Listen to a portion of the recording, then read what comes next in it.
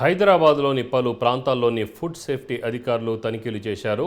Ameerpet metro స్టేషన్లోని jumbo king burgers FSSAI నిబంధనలకు విరుద్ధంగా పనిచేయడాన్ని గుర్తించారు.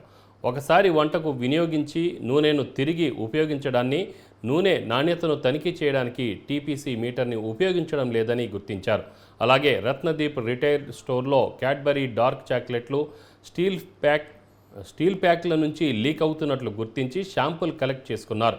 ఖైరతాబాద్లోని కామత్ హోటల్లో లేబుల్ లేని నూడిల్స్, టీ పొడి ప్యాకెట్లు స్వాధీనం చేసుకున్నారు. కేసులు నమోదు చేసి దర్యాప్తు అనంతరం చట్టపరమైన చర్యలు తీసుకుంటామన్నారు.